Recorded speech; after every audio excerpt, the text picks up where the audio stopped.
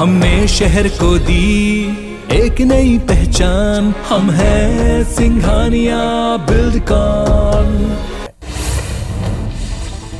प्रधानमंत्री नरेंद्र मोदी आज महाराष्ट्र के पुणे जाएंगे और पुणे मेट्रो रेल परियोजना का उद्घाटन करेंगे। इसके साथ ही पीएम मोदी पुणे नगर निगम परिसर में छत्रपति शिवाजी महाराज की मूर्ति का अनावरण करेंगे। साथ ही कई विकास परियोजनाओं की आधारशिला रखेंगे और सिम्बायोसिस विश्वविद्यालय के स्वर्ण जयंती समारोह की शुरुआत भी करेंगे। यूक्रेन और रूस के बीच चल रहे युद्ध के बीच PM Modi high level meeting उन्होंने की, जिसमें यूक्रेन में फंसे भारतीयों की वतन वापसी पर चर्चा हुई। रूस यूक्रेन युद्ध के 10वें दिन ऑपरेशन गंगा के तहत यूक्रेन से 337 भारतीयों को दिल्ली लाया गया। यूक्रेन से 154 भारतीय नागरिकों को लेकर एक विशेष उड़ान स्लोवाकिया के कोसिसे से राष्ट्रीय राजधानी दिल्ली में उतरी। वहीं यूक्रेन से 183 भारतीय नागरिकों को लेकर एक और विशेष उड़ान हंगरी के बुडापेस्ट से राष्ट्रीय राजधानी दिल्ली पहुंची। विदेश मंत्रालय के प्रवक्ता अरिंदम बागची ने कहा कि पिछले 24 घंटे में 15 फ्लाइट भारत पहुंची। इनमें लगभग 2900 भारतीयों को निकाला गया। ऑपरेशन गंगा के तहत 63 उड़ानें अब तक हो चुकी हैं। लगभग 13,300 भारतीयों को भारत लाया गया है और अगले 24 घंटे में 13 और फ्लाइट का शेड्यूल है। विदेश मंत्रालय के प्रवक्ता अरविंदम बागची के मुताबिक सभी भारतीय छात्रों को यूक्रेन में सतर्क और सुरक्षित रहने के लिए कहा गया है। इसके अलावा सभी छात्रों को किसी सुरक्षित जगह पर रहने और अनावश्यक जोखिम नहीं उठाने के निर्देश दिए गए हैं। विदेश मंत्रालय और भारतीय दूतावास छात्रों से लगातार संपर्क में है। यूक्रेन के सुमी में भारतीय छात्रों को लेकर विदेश मंत्रालय चिंता व्यक्त की। विदेश मंत्रालय ने छात्रों के लिए एक सुरक्षित गलियारा बनाने के लिए तत्काल युद्ध विराम के लिए कई चैनलों के माध्यम से रूस और यूक्रेन की सरकारों पर जोरदार दबाव बनाने का दावा किया। केंद्रीय मंत्री ज्योतिरादित्य सिंधिया के मुताबिक रोमानिया और मोल्दोव में पिछले 7 दिनों में 6,222 भारतीयों को निकाला गया। उनके मुताबिक अगले 2 दिनों में 1,050 छात्रों को निकाला जाएगा। आपको बता दें कि यूक्रेन से भारतीयों की वापसी का सिलसिला जारी है। अमेरिकी राष्ट्रपति जो बाइडेन ने कहा कि यूक्रेन पर रूस का हमला केवल यूक्रेन पर हमला नहीं है, बल्कि यूरोप और वैश्विक शांति पर हमला है। बाइडेन ने कहा कि उन्होंने मिलकर रूसियों के खिलाफ संयुक्त प्रतिक्रिया दी है और यूक्रेन के खिलाफ अकारण और गैर उकसावे वाले आक्रमण के लिए रूस की जवाबदेही तय कर रहे हैं। यूक्रेन के राष्ट्रपति जेलेंस्की का एक नया वीडियो सामने आया, जिसमें उन्होंने यूक्रेन पर नो फ्लाई जोन लागू न करने के लिए नाटो पर जमकर भड़ास निकाली। इसके अलावा जेलेंस्की ने दावा किया कि अब तक यूक्रेन ने रूस के 10,000 से ज्यादा सैनिकों को मार गिराया है। यूक्रेन पर रूस लगातार हमलावर है। इस बीच पेंटागन के एक अधिकारी ने दावा किया कि आक्रमण शुरू होने के बाद से रूस ने यूक्रेन पर सप्ताह में 500 से अधिक मिसाइलें दागी हैं। रूस प्रतिदिन लगभग 2 दर्जन की दर से भी सभी प्रकार की मिसाइलों को लॉन्च कर रहा है, जिसमें कीव सहित दूसरे शहरों में भारी तबाही मची हुई है। रूस और यूक्रेन के बीच जंग जारी है। ऐसे में वहां से भारी संख्या में मेडिकल छात्र अपने देश लौट रहे हैं। केंद्र सरकार ने विदेश से भारत लौट रहे छात्रों को बड़ी राहत दिया। कोविड-19 या फिर यूक्रेन संकट की वजह से बाहर से लौटे छात्र जिन्होंने इंटर्नशिप पूरी नहीं किया, वो अब भारत में ही अपनी इंटर्नशिप पूरी कर सकेंगे। यूक्रेन पर रूसी सेना के हमलों को देखते हुए भारतीय वायुसेना ने सोमवार को होने वाली अपनी मेगा एक्सरसाइज वायु शक्ति को स्थगित कर दिया। बड़ी बात यह कि प्रधानमंत्री नरेंद्र मोदी खुद वायुसेना का शक्ति प्रदर्शन देखने के लिए इस युद्धाभ्यास में मौजूद रहने वाले थे। पेरिस स्थित फाइनेंशियल एक्शन टास्क फोर्स ने पाकिस्तान को एक बार फिर अपनी निगरानी सूची यानी ग्रे लिस्ट में ही रखा है। पाकिस्तान से कहा गया कि वो मनी लॉन्ड्रिंग की जांचों और मुकदमों पर अभी और काम करें। FATF की 4 दिन चली बैठक के बाद यह फैसला लिया गया। पाकिस्तान जून 2018 से ही टेरर फाइनेंसिंग और मनी लॉन्ड्रिंग के खिलाफ एक्शन में कोताही बरतने के कारण FATF की ये लिस्ट में है। इंडियन नेवी ने शनिवार को ब्रह्मोस मिसाइल के एडवांस वर्जन का सफल परीक्षण किया। परीक्षण के दौरान मिसाइल ने सटीक निशाने पर हमला करने में सफलता हासिल की। बता दें कि यह ब्रह्मोस मिसाइल का एक एडवांस वर्जन है। इसमें कई अपडेशन किए गए। अपग्रेडेशन के बाद इसकी मारक क्षमता और ज्यादा बढ़ गई है। आजमगढ़ समाजवादी पार्टी प्रमुख अखिलेश यादव की चुनावी रैली में भारतीय जनता पार्टी के सांसद रीता बहुगुणा जोशी के बेटे महक जोशी शनिवार को समाजवादी पार्टी में शामिल हो गए। इससे पहले भी यूपी में बीजेपी सरकार के कई मंत्री और विधायक समाजवादी पार्टी में शामिल हो चुके हैं। विधानसभा चुनाव के बाद पेट्रोल डीजल की कीमतों में होने वाली बढ़ोतरी की संभावना को लेकर कांग्रेस नेता राहुल गांधी ने मोदी सरकार पर निशाना साधा। राहुल गांधी ने तंज कसते हुए कहा कि फटाफट पेट्रोल टैंक फुल करवा लीजिए, मोदी सरकार का चुनावी ऑफर खत्म होने जा रहा है। दिल्ली में गृह मंत्री अमित शाह और बीजेपी के राष्ट्रीय अध्यक्ष जेपी नड्डा ने संयुक्त प्रेस कॉन्फ्रेंस की, जिसमें अमित शाह ने कहा कि बीजेपी चारों राज्यों में सरकार बनाने जा रही है। पंजाब में बीजेपी बेहतर स्थिति में होगी। जेपी नड्डा ने कहा कि चारों राज्यों की जनता ने हमें फिर चुनने का मन बना लिया है। पुणे में एनसीपी प्रमुख शरद पवार ने कहा कि नवाब मलिक की गिरफ्तारी राजनीति से प्रेरित है। उन्होंने कहा कि उन्हें दाऊद से सिर्फ इसलिए जोड़ा जा रहा है क्योंकि वे मुसलमान हैं। प्रधानमंत्री मोदी को बताना चाहिए कि गिरफ्तार होने पर नारायण राणे ने इस्तीफा क्यों नहीं दिया, जबकि भाजपा नवाब मलिक का इस्तीफा मांग रही है। प्रधानमंत्री नरेंद्र मोदी 6 मार्च को पुणे जाएंगे और पुणे मेट्रो रेल प्रोजेक्ट का उद्घाटन करेंगे। प्रधानमंत्री मोदी कुल 32.2 किलोमीटर के पुणे मेट्रो रेल प्रोजेक्ट के 12 किलोमीटर के हिस्से का उद्घाटन करेंगे। इस प्रोजेक्ट की आधारशिला खुद प्रधानमंत्री ने 2016 में रखी थी। वे करवारे मेट्रो स्टेशन पर प्रदर्शनी का उद्घाटन और निरीक्षण भी करेंगे। उत्तर प्रदेश के मेरठ के पास दौराला रेलवे स्टेशन पर ट्रेन के इंजन और 2 डिब्बों में आग लग गई। ट्रेन सहारनपुर से दिल्ली जा रही थी। हालांकि अभी तक आग के कारणों का पता नहीं चल पाया। इस घटना में किसी के हताहत होने की सूचना नहीं है। रेलवे प्रशासन मामले की जांच में जुट गया है। टीम इंडिया ने मोहाली टेस्ट मैच के दूसरे दिन 574 रन बनाकर पहली पारी घोषित कर दी। भारत के लिए रविंद्र जडेजा ने शानदार प्रदर्शन करते हुए नाबाद 175 रन बनाए। पारी घोषित होने की वजह से जडेजा दोहरा शतक पूरा नहीं कर सके। श्रीलंका की ओर से सुरंगा लकमल ने 2 विकेट झटके। जवाब में श्रीलंका ने तीसरे सेशन में 4 विकेट खोकर 108 रन बना लिए हैं। मध्य प्रदेश के निवासियों को एमपीपीएससी की परीक्षा में 100% आरक्षण दिए जाने को हाईकोर्ट में चुनौती दी गई है। जबलपुर हाईकोर्ट ने मामले में सुनवाई करते हुए राज्य सरकार और एमपीपीएससी से जवाब तलब किया है। सामान्य प्रशासन विभाग, एमपीपीएससी और रोजगार संचालनालय को नोटिस जारी किया गया। 8 मार्च तक जवाब मांगा गया है। भूतपूर्व सैनिकों को एमपीपीएससी की भर्तियों में आरक्षण न दिए जाने पर हाईकोर्ट ने जवाब तलब किया है। जबलपुर हाईकोर्ट ने राज्य सरकार से पूछा है कि जब नियमों में प्रावधान है तो भर्तियों में भूतपूर्व सैनिकों को आरक्षण का लाभ क्यों नहीं मिला। मामले में हाईकोर्ट ने राज्य सरकार और एमपीपीएससी को नोटिस जारी कर 4 हफ्तों में जवाब मांगा है। देश के व्यस्ततम रेल मार्ग भोपाल से इटारसी के बीच अब सफर में आपका 45 मिनट का समय बचेगा। यहाँ ट्रेन 130 किलोमीटर प्रति घंटे की रफ्तार से दौड़ेगी। दरअसल देश के बड़े प्रोजेक्ट में से एक भोपाल इटारसी तीसरी रेल लाइन का काम अंतिम चरण में। 7 टनल में केवल 3 टनल का काम बाकी है। विधानसभा के बजट सत्र को लेकर विधानसभा अध्यक्ष रामदास महंत ने कहा कि इस बार विधानसभा में एक नई शुरुआत हुई है। प्रश्न उत्तर ऑनलाइन मंगाए गए थे। आईआईटी खड़गपुर की रिपोर्ट के मुताबिक विधानसभा के इस प्रयोग से हर साल 4,50,000 पन्ने 2.2 टन कागज की बचत होगी और इससे लगभग 50 पेड़ को कटने से बचाया जा सकेगा। एमपी के वित्त मंत्री जगदीश देवड़ा ने 9 मार्च को बजट पेश किया करेंगे। आम लोगों के साथ साथ कर्मचारी वर्ग की भी निगाहें शिवराज सरकार के बजट पर टिकी हुई है। एमपी में पुरानी पेंशन बहाली का मुद्दा सुर्खियों में है। करीब 61 अधिकारी कर्मचारी संगठनों ने पुरानी पेंशन बहाली के साथ डीए इंक्रीमेंट, प्रमोशन जैसी 11 मांगों को बजट में शामिल करने की मांग की है। भोपाल में आज कांग्रेस विधायक दल की बैठक होगी। बैठक शाम 7 बजे पीसीसी चीफ कमलनाथ के निवास पर होगी, जिसमें सोमवार से शुरू होने वाले बजट सत्र को लेकर चर्चा की जाएगी। साथ ही सत्ता पक्ष को घेरने की रणनीति पर मंथन होगा। मध्य प्रदेश विधानसभा अध्यक्ष गिरीश गौतम ने दोपहर 12 बजे सर्वदलीय बैठक बुलाई है। बैठक में विधानसभा के बजट सत्र को लेकर चर्चा होगी। बता दें कि मध्य प्रदेश विधानसभा का बजट सत्र कल से शुरू होगा और प्रदेश का बजट 9 मार्च को पेश किया जाएगा। सीएम भूपेश बघेल आज गोधन न्याय योजना की राशि जारी करेंगे। सीएम भूपेश आज पशुपालक, ग्रामीणों, गौठानों से जुड़े महिला समूह और गौठान समितियों के खाते में 5.38 करोड़ रुपए की राशि ऑनलाइन जारी करेंगे। मध्य प्रदेश में आयुष जूनियर डॉक्टर की हड़ताल का 10वां खत्म हो गया है। शनिवार को अपनी 5 सूत्री मांगों को लेकर अधिकारियों से लिखित आश्वासन मिलने के बाद छात्रों ने हड़ताल खत्म कर दिया है। यूक्रेन में फंसे छात्रों की घर वापसी की मांग को लेकर भोपाल में युवा कांग्रेस ने प्रदर्शन किया। इस दौरान युवा कांग्रेस ने केंद्र सरकार के मंत्रियों का पुतला दहन किया। यूथ कांग्रेस ने आरोप लगाया कि केंद्र सरकार के मंत्री रोमानिया में छात्रों के नाम पर राजनीति कर रहे हैं। बालोद में युवा कांग्रेस की बैठक में कांग्रेस के डिजिटल सदस्यता अभियान में जोर देने पर चर्चा की गई, जिसको लेकर प्रत्येक जिले से 25,000 कार्यकर्ता जोड़ने का लक्ष्य मिला है।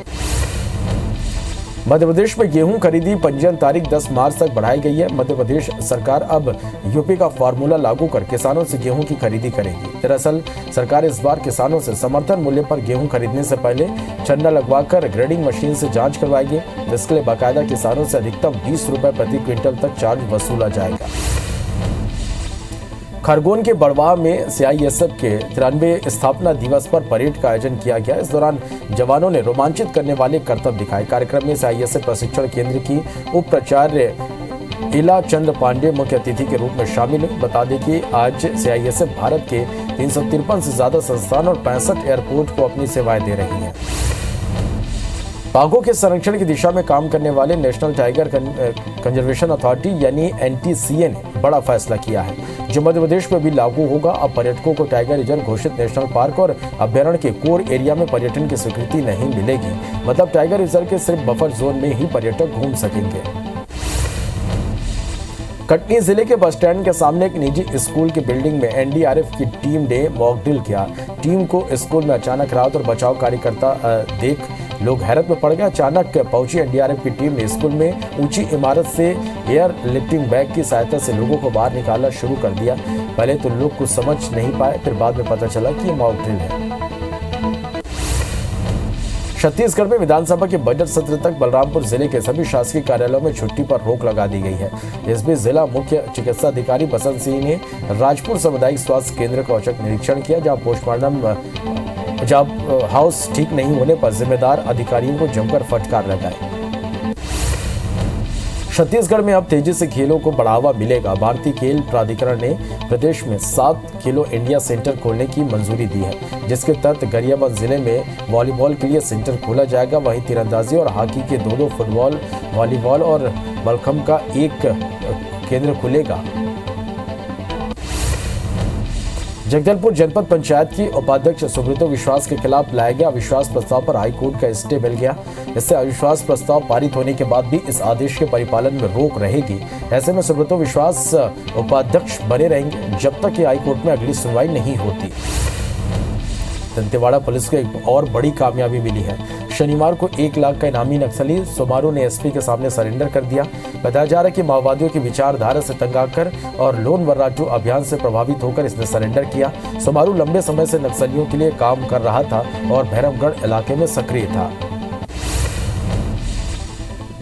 कांकेर में नक्सलियों ने सड़क निर्माण में लगे 5 वाहनों में आग लगा दी। इस घटना का एक वीडियो भी सामने आया है, जिसमें एक नक्सली मोबाइल से आगजनी के बाद का वीडियो शूट करता नजर आ रहा। वहीं अन्य कुछ नक्सली हथियार के साथ आगे बढ़ते दिख रहे। घटना के बाद नक्सलियों ने मौके पर एक पर्चा फेंककर ठेकेदारों को धमकी दी है।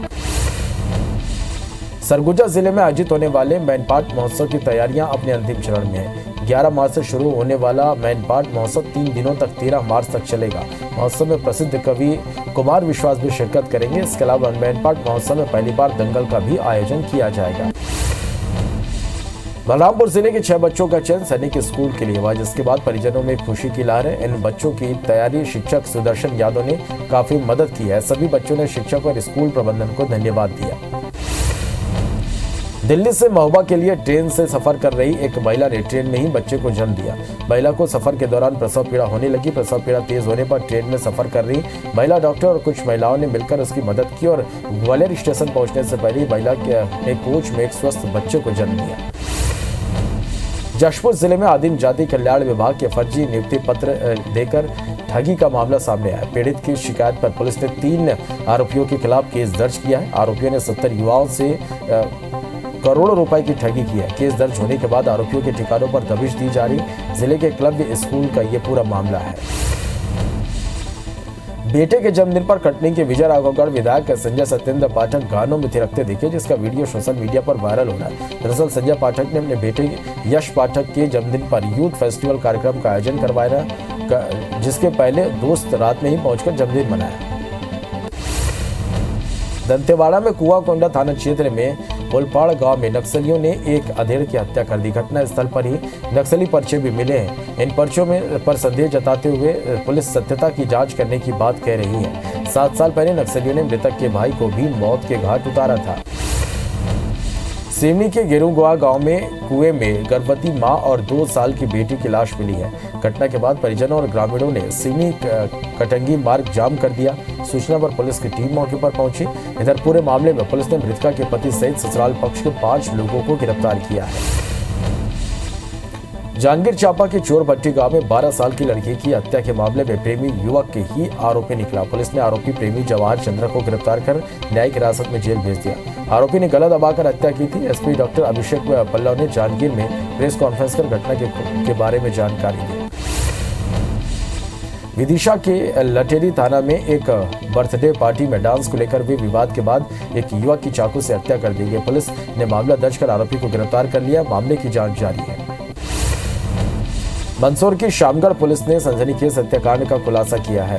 मंदसौर एसपी अनुराग सुजानिया ने प्रेस कॉन्फ्रेंस कर मामले का खुलासा किया। हत्याकांड में मृतक के बेटे ने ही अंजाम दिया था। पिता के खराब चरित्र और जायदाद में एकाधिकार होने के चलते आरोपी ने घटना को अंजाम दिया। धमतरी में फैंसी दुकान चलाने वाली एक महिला से ज्यादा पैसे लेकर कम सामान देकर ठगी करने का मामला सामने आया। वहीं महिला की शिकायत के बाद कोतवाली पुलिस ने ठगी करने वाले 2 आरोपी को गिरफ्तार किया। बताया जा रहा है कि आरोपी ने 70,000 लेकर 20,000 का ही सामान दिया। बलरामपुर जिले के शंकरगढ़ पुलिस की टीम ने 2 युवकों से लाखों रुपए की ठगी करने वाले शादी ठग को गिरफ्तार किया है। आरोपी सूरजपुर जिले के ग्राम मुर्गी का रहने वाला है और उसने ग्राम सिहार और मोहरपुर के 2 युवकों से लाखों की ठगी की थी। आरोपी में दोनों युवकों को रकम 10 गुना ज्यादा कराने का झांसा दिया था। कबीरधाम जिले के खरट्टा गांव में किसान योगेंद्र चंद्रवंशी के खेत में देर रात आग लग गई। आगजनी से 5 एकड़ से ज्यादा गन्ना फसल जलकर राख हो गया। घटना की सूचना पर दमकल की गाड़ियां मौके पर पहुंची, तब तक देर हो चुकी थी। अनुमान लगाया जा रहा कि शॉर्ट सर्किट से गन्ने में आग लगी होगी। बैतूल जिले के भीमपुर ब्लॉक में दुकानदार और सब्जी विक्रेता के बीच हुए विवाद का मामला अब तूल पकड़ने लगा है। मामले में दुकानदार पर कार्रवाई की मांग को लेकर आदिवासी संगठन ने शनिवार को धरना दिया, जो अचानक उग्र हो गया। प्रदर्शनकारियों ने पथराव करते हुए ठेले और पुलिस वाहनों में आग लगा दी। कई पुलिसकर्मियों को चोटें आई हैं। वहीं करीब 10 प्रदर्शनकारियों को हिरासत में लिया गया है। रूस यूक्रेन युद्ध के 10वें दिन ऑपरेशन गंगा के तहत यूक्रेन से 337 भारतीयों को दिल्ली लाया गया। यूक्रेन से 154 भारतीय नागरिकों को लेकर एक विशेष उड़ान स्लोवाकिया की कोशिशें से राष्ट्रीय राजधानी दिल्ली में उतरी। वहीं यूक्रेन से 183 भारतीय नागरिकों को लेकर एक और विशेष उड़ान हंगरी के बुडापेस्ट से दिल्ली पहुंची है। यूक्रेन और रूस के बीच चल रहे युद्ध के बीच पीएम मोदी ने हाई लेवल मीटिंग की, जिसमें यूक्रेन में फंसे भारतीयों की वतन वापसी पर चर्चा हुई। विदेश मंत्रालय के प्रवक्ता अरविंदम बागची ने कहा कि पिछले 24 घंटों में 15 फ्लाइट्स भारत पहुंची, जिनमें लगभग 2,900 भारतीयों को निकाला गया। ऑपरेशन गंगा के तहत 63 उड़ानें अब तक लगभग 13,300 भारतीयों को लेकर भारत पहुंची है और अगले 24 घंटे में 13 और फ्लाइट शेड्यूल है। विदेश मंत्रालय के प्रवक्ता अरविंदम बागची के मुताबिक सभी भारतीय छात्रों को यूक्रेन में सतर्क और सुरक्षित रहने के लिए कहा गया है। इसके अलावा सभी छात्रों को किसी सुरक्षित जगह पर रहने और अनावश्यक जोखिम नहीं उठाने के निर्देश दिए गए हैं। विदेश मंत्रालय और भारतीय दूतावास छात्रों से लगातार संपर्क में है। यूक्रेन के सुमी में भारतीय छात्रों को लेकर विदेश मंत्रालय चिंता व्यक्त की। विदेश मंत्रालय ने छात्रों के लिए एक सुरक्षित गलियारा बनाने के लिए तत्काल युद्ध विराम के लिए कई चैनलों के माध्यम से रूस और यूक्रेन की सरकारों पर जोरदार दबाव बनाने का दावा किया है। केंद्रीय मंत्री ज्योतिरादित्य सिंधिया के मुताबिक रोमानिया और मोल्दोव से करीब 7 दिनों में 6,222 भारतीयों को निकाला गया। उनके मुताबिक अगले 2 दिनों में 1,050 छात्रों को निकाला जाएगा। आपको बता दें कि यूक्रेन से भारतीयों की वापसी का सिलसिला लगातार जारी है। अमेरिकी राष्ट्रपति जो बाइडेन ने कहा कि यूक्रेन पर रूस का हमला केवल यूक्रेन पर हमला नहीं है, बल्कि यूरोप और वैश्विक शांति पर हमला है। बाइडेन ने कहा कि उन्होंने मिलकर रूसियों के खिलाफ संयुक्त प्रतिक्रिया दी है और यूक्रेन के खिलाफ अकारण और गैर उकसावे वाले आक्रमण के लिए रूस की जवाबदेही तय कर रहे हैं। यूक्रेन के राष्ट्रपति जेलेंस्की का एक नया वीडियो सामने आया, जिसमें उन्होंने यूक्रेन पर नो फ्लाई जोन लागू करने के लिए नाटो पर जमकर भड़ास निकाली। इसके अलावा जेलेंस्की ने दावा किया कि अब तक यूक्रेन ने रूस के 10,000 से ज्यादा सैनिकों को मार गिराया है। यूक्रेन पर रूस लगातार हमलावर है। इस बीच पेंटागन एक अधिकारी ने दावा किया कि आक्रमण शुरू होने के बाद से रूस ने यूक्रेन पर सप्ताह में 500 से अधिक मिसाइलें दागी हैं। रूस प्रतिदिन लगभग 2 दर्जन की दर से सभी प्रकार की मिसाइलों को लॉन्च कर रहा है, जिससे कीव सहित दूसरे शहरों में भारी तबाही मची हुई है। रूस और यूक्रेन के बीच जंग जारी है। ऐसे में वहां से भारी संख्या में मेडिकल छात्र अपने देश लौट रहे हैं। केंद्र सरकार ने विदेश से भारत लौट रहे छात्रों को बड़ी राहत दी है। कोविड-19 या फिर यूक्रेन संकट की वजह से बाहर से लौटे वो छात्र जिन्होंने इंटर्नशिप पूरी नहीं की है, वह भारत में ही अपनी इंटर्नशिप पूरी कर सकते हैं। यूक्रेन पर रूसी सेना के हमलों को देखते हुए भारतीय वायुसेना ने सोमवार को होने वाली अपनी मेगा एक्सरसाइज वायु शक्ति को स्थगित कर दिया है। बड़ी बात यह है कि प्रधानमंत्री नरेंद्र मोदी खुद वायुसेना का शक्ति प्रदर्शन देखने के लिए इस युद्धाभ्यास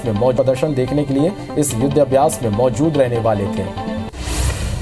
पेरिस स्थित फाइनेंशियल एक्शन टास्क फोर्स ने पाकिस्तान को एक बार फिर अपनी निगरानी सूची यानी ग्रे लिस्ट में ही रखा है। पाकिस्तान से कहा गया कि वो मनी लॉन्ड्रिंग की जांचों और मुकदमों पर अभी और काम करे। FATF की 4 दिनी चली बैठक के बाद यह फैसला लिया गया। पाकिस्तान जून 2018 से ही टेरर फाइनेंसिंग और मनी लॉन्ड्रिंग के खिलाफ एक्शन में कोताही बरतने के कारण FATF की ग्रे लिस्ट में है।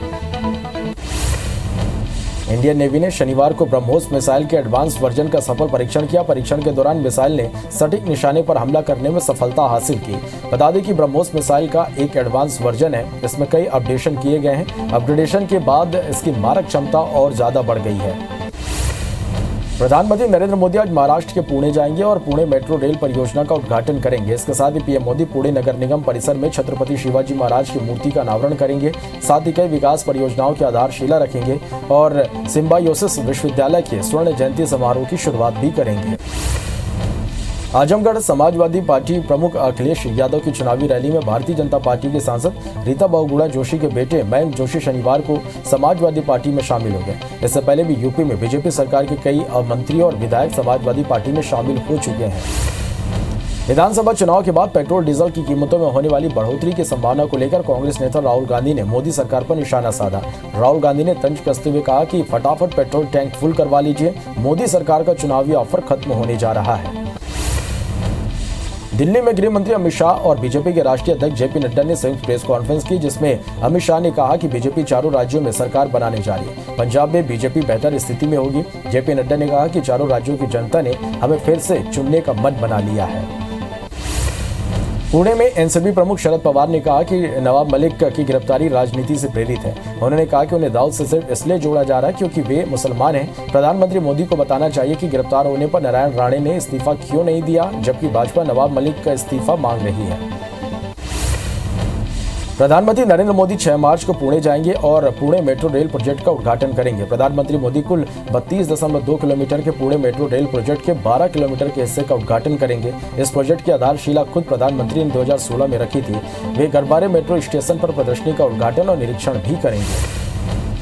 उत्तर प्रदेश के मेरठ के पास धौराला रेलवे स्टेशन पर ट्रेन के इंजन और 2 डिब्बे में आग लग गई। ट्रेन सहारनपुर से दिल्ली जा रही थी। हालांकि अभी तक आग के कारणों का पता नहीं चल पाया है।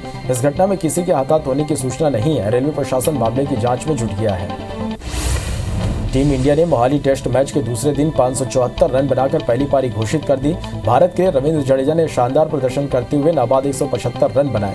पारी घोषित होने की वजह से जडेजा दोहरा शतक पूरा नहीं कर सके। श्रीलंका की ओर से सुरंगा ने 2 विकेट झटके। जवाब में श्रीलंका ने तीसरे सेशन में 4 विकेट खोकर 108 रन बना लिए हैं।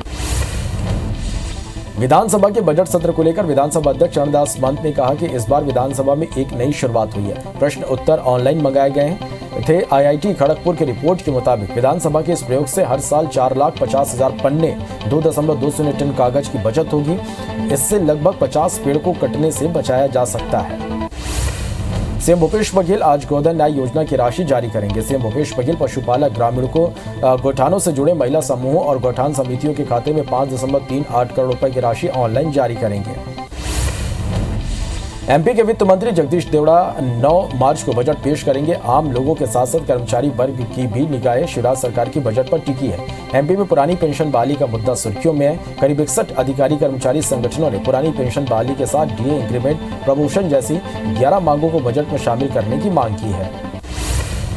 मध्य प्रदेश विधानसभा अध्यक्ष गिरीश गौतम ने दोपहर 12 बजे सर्वदलीय बैठक बुलाई। बैठक में विधानसभा के बजट सत्र को लेकर चर्चा होगी।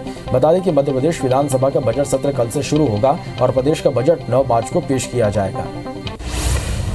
मध्य प्रदेश के निवासियों को एमपीपीएससी की परीक्षा में 100% आरक्षण दिए जाने को हाईकोर्ट में चुनौती दी गई। जबलपुर हाईकोर्ट में मामले को में सुनवाई करते हुए राज्य सरकार और एमपीपीएससी से जवाब तलब किया गया। सामान्य प्रशासन विभाग, एमपीपीएससी और रोजगार संचालनालय को नोटिस जारी किया गया है। 8 मार्च तक जवाब मांगा गया है। भूतपूर्व सैनिकों को एमपीपीएससी की भर्तियों में आरक्षण न दिए जाने पर हाईकोर्ट ने जवाब तलब किया। जबलपुर हाईकोर्ट ने राज्य सरकार से पूछा कि जब नियमों में प्रावधान है तो भर्तियों में भूतपूर्व सैनिकों को आरक्षण का लाभ क्यों नहीं मिला। मामले में हाईकोर्ट ने राज्य सरकार और एमपीपीएससी को नोटिस जारी कर 4 हफ्तों में जवाब मांगा है। देश के व्यस्तम रेल मार्ग भोपाल से इटारसी के बीच अब सफर में आपका 45 मिनट का समय बचेगा। यहाँ ट्रेनें 130 किलोमीटर प्रति घंटे की रफ्तार से दौड़ेगी। दरअसल देश के बड़े प्रोजेक्ट में एक भोपाल इटारसी तीसरी रेल लाइन का काम अंतिम चरण में है। 7 टनल में केवल 3 टनल का काम बाकी है। भोपाल में आज कांग्रेस विधायक दल की बैठक होगी। बैठक शाम 7 बजे पीसीसी चीफ कमलनाथ के निवास पर होगी, जिसमें सोमवार से शुरू होने वाले बजट सत्र को लेकर चर्चा की जाएगी। साथ ही सत्ता पक्ष को घेरने की रणनीति पर मंथन होगा। शनिवार को एक दिवसीय प्रवास पर दतिया पहुंचे गृह एवं जेल मंत्री डॉक्टर नरोत्तम मिश्रा ने सड़क सुरक्षा सप्ताह का शुभारंभ करते हुए यातायात जागरूकता रथ को हरी झंडी दिखाकर रवाना किया। इस दौरान नरोत्तम मिश्रा ने वनखंडेश्वर महादेव की पूजा भी की। इसके साथ ही एक कार्यक्रम में लोगों को शायराना अंदाज में संबोधित किया। हटा में आयोजित 5 दिवसीय 14वें बुंदेली मेले का शनिवार को समापन हुआ। परिवहन, राजस्व और जिले के प्रभारी मंत्री गोविंद सिंह के समापन कार्यक्रम में शामिल हुए। हटा पहुंचे मंत्री गोविंद सिंह का आयोजकों ने बुंदेली परंपरा में भव्य स्वागत किया। इस दौरान रंगारंग कार्यक्रम का भी आयोजन किया गया। मध्य प्रदेश में आयुष जूनियर डॉक्टर की हड़ताल 10वें दिन खत्म हो गया। शनिवार को अपनी 5 सूत्रीय मांगों को लेकर अधिकारियों से लिखित आश्वासन मिलने के बाद छात्रों ने हड़ताल खत्म कर दिया। यूक्रेन में फंसे छात्रों की घर वापसी की मांग को लेकर भोपाल में युवा कांग्रेस ने प्रदर्शन किया। इस दौरान युवा कांग्रेस ने केंद्र सरकार के मंत्रियों का पुतला दान किया। यूथ कांग्रेस ने आरोप लगाया कि केंद्र सरकार के मंत्री रोमानिया में छात्रों के नाम पर राजनीति कर रहे हैं। बालोद में युवा कांग्रेस की बैठक में कांग्रेस के डिजिटल सदस्यता अभियान में जोर देने पर चर्चा की गई, जिसको लेकर प्रत्येक जिला से 25,000 कार्यकर्ता जोड़ने का लक्ष्य मिला है। जगदलपुर जनपद पंचायत के उपाध्यक्ष सुब्रतो विश्वास के खिलाफ लाए गए अविश्वास प्रस्ताव पर हाईकोर्ट का स्टे मिल गया। इससे अविश्वास प्रस्ताव पारित होने के बाद भी इस आदेश के परिपालन में रोक रहेगी। ऐसे में सुब्रतो विश्वास उपाध्यक्ष बने रहेंगे जब तक कि हाईकोर्ट में अगली सुनवाई नहीं होती। मध्य प्रदेश में गेहूं खरीदी पंजीयन तारीख 10 मार्च तक बढ़ाई गई है। मध्य प्रदेश सरकार अब यूपी का फार्मूला लागू कर किसानों से गेहूं की खरीदी करेगी। दरअसल सरकार इस बार किसानों से समर्थन मूल्य पर गेहूं खरीदने से पहले छन्ना लगवाकर ग्रेडिंग मशीन से जांच कराएगी। इसके लिए बाकायदा किसानों से अधिकतम 20 रुपये प्रति क्विंटल तक चार्ज वसूला जाएगा। छत्तीसगढ़ में विधानसभा के बजट सत्र तक बलरामपुर जिले के सभी शासकीय कार्यालयों में छुट्टी पर रोक लगा दी गई है। इसी बीच जिला मुख्यालय चिकित्सा अधिकारी बसंत सिंह ने राजपुर सामुदायिक स्वास्थ्य केंद्र का औचक निरीक्षण किया, जहां पोस्टमार्टम हाउस ठीक नहीं होने पर जिम्मेदार अधिकारियों को जमकर फटकार लगाई गई।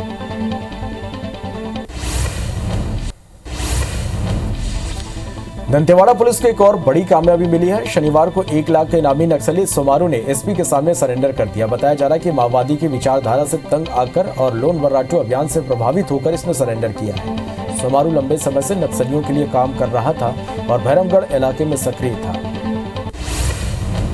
कांकेर में नक्सलियों ने सड़क निर्माण में लगी 5 वाहनों में आग लगा दी।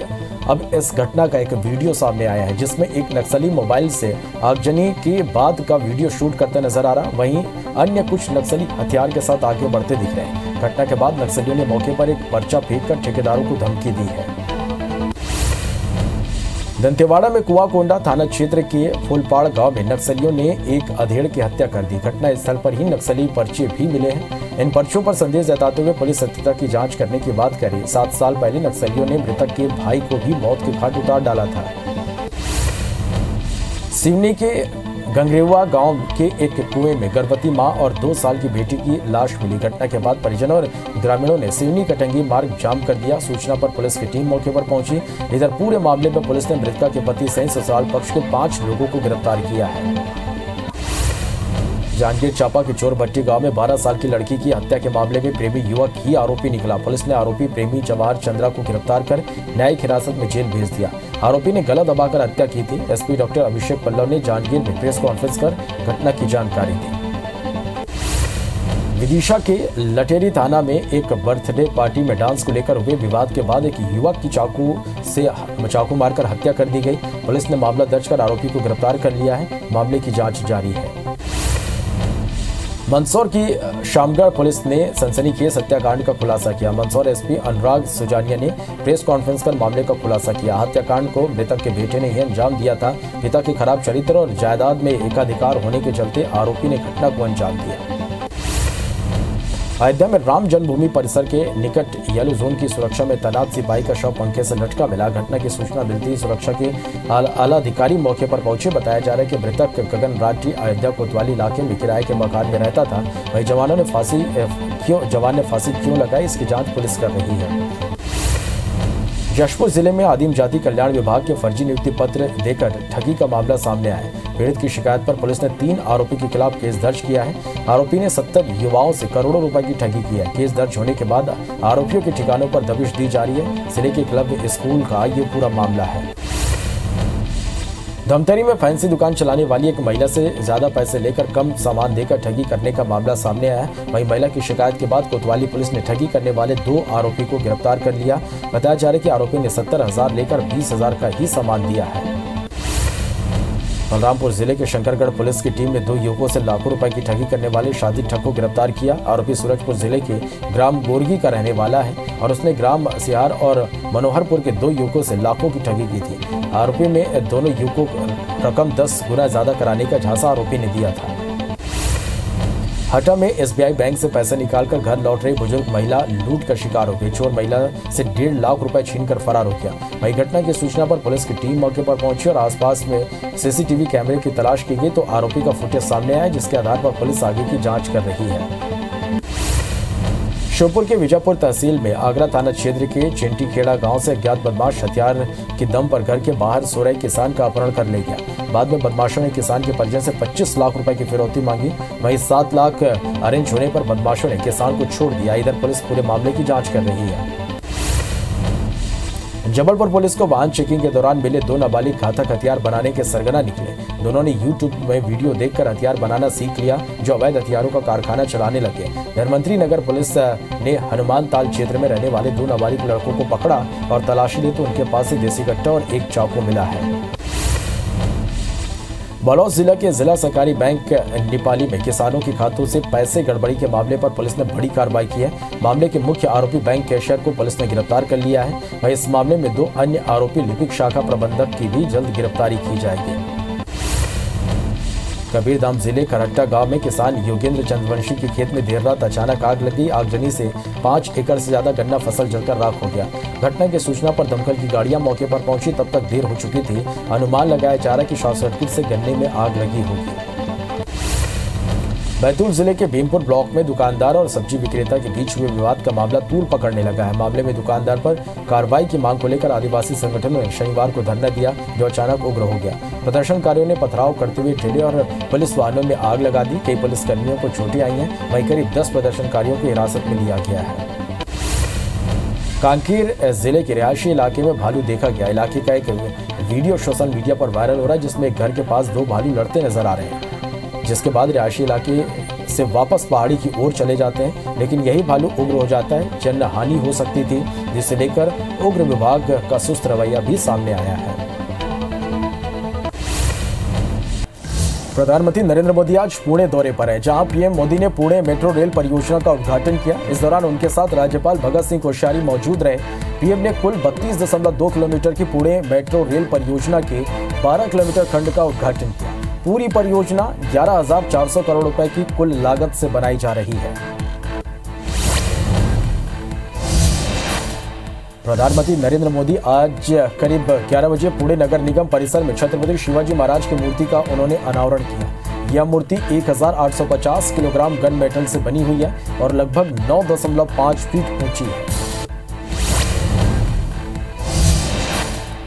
सीआईएसएफ के स्थापना दिवस पर गृह मंत्री अमित शाह ने 52 साल की यात्रा को पीछे मुड़कर देखते हैं तो $2.5 ट्रिलियन तक हमारी अर्थतंत्र की विकास यात्रा में एक मौन कर्मयोगी की तरह सीआईएसएफ ने अपना योगदान दिया है। कोरोना महामारी के दौरान जब भारतीय विदेश से वापस आए थे, तब सीआईएसएफ कर्मियों के साथ ही भारतीयों की देखभाल करने का जोखिम उठाया और यहां तक कि अपनी जान भी गंवा दी।